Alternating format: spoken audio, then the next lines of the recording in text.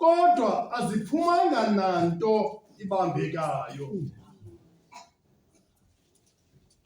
Akukho namnye umuntu owenze iapili kweli tyala.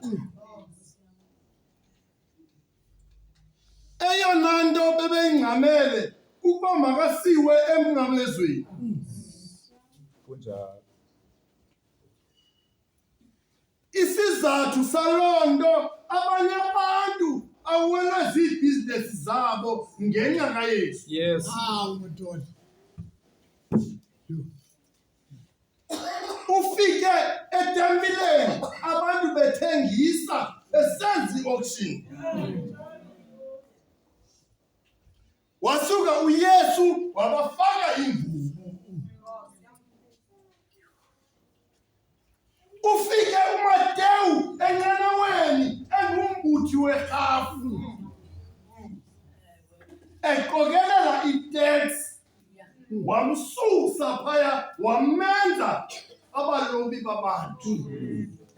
Yabangela loo nto ke izikhulu zingayithandi loo nto leyo ngoba kuwa i-economic yabo. Yho! Le ncwadi kaLuka 23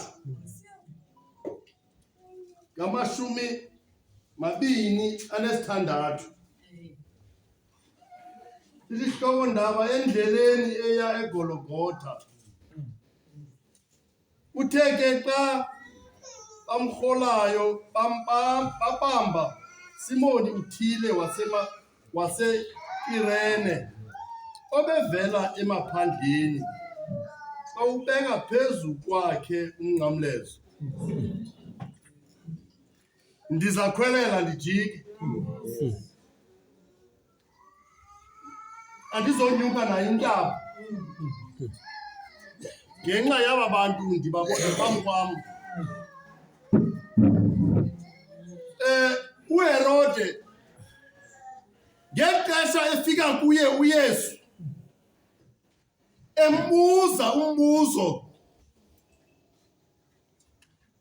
wathi uYesu impendulo yakhe nawe utsho. Yes.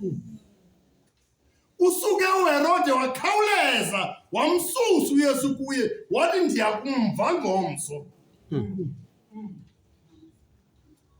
Wabuyisela kuPilato.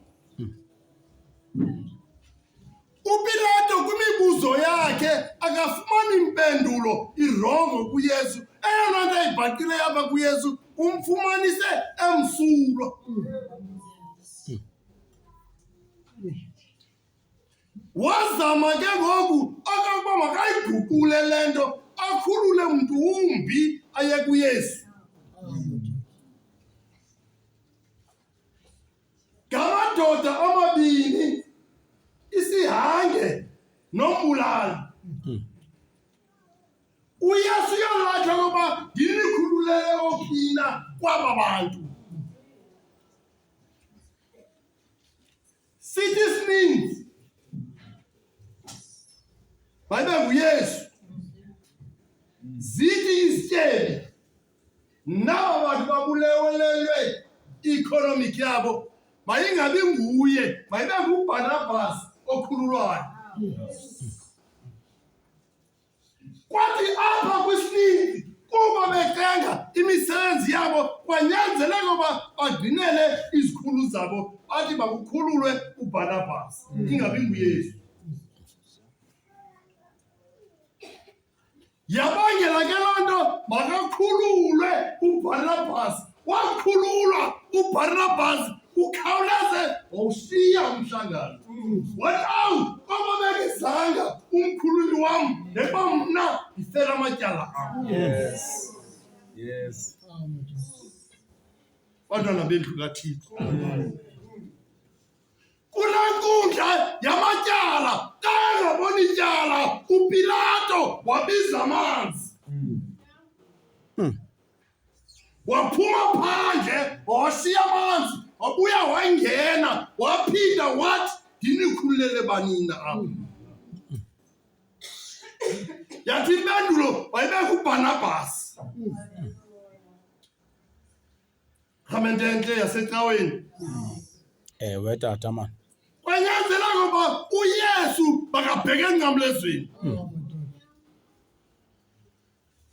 Kwanyanzela ngoba makuvalwa istrato, kufakwe i-danger tape ukwenzela abantu angaweli uYesu namasoldati.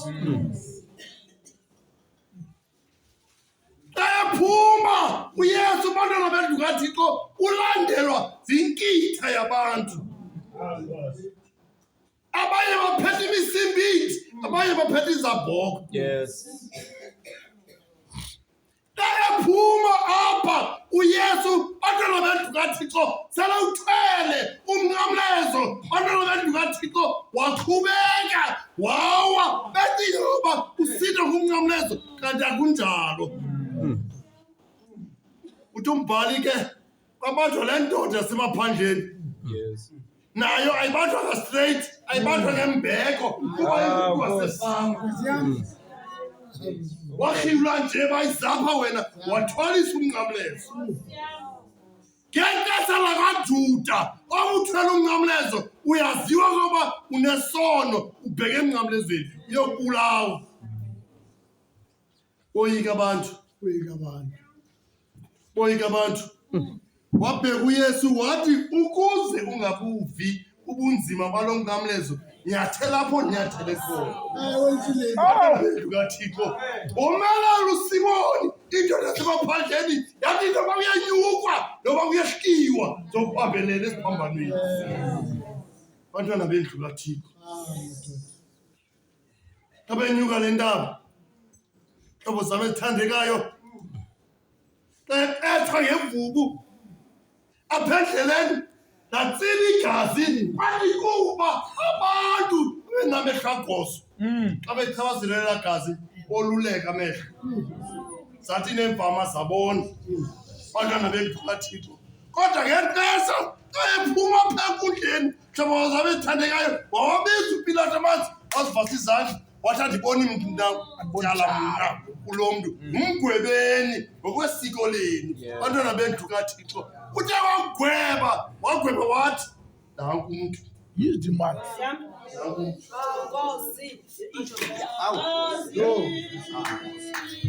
Use the man.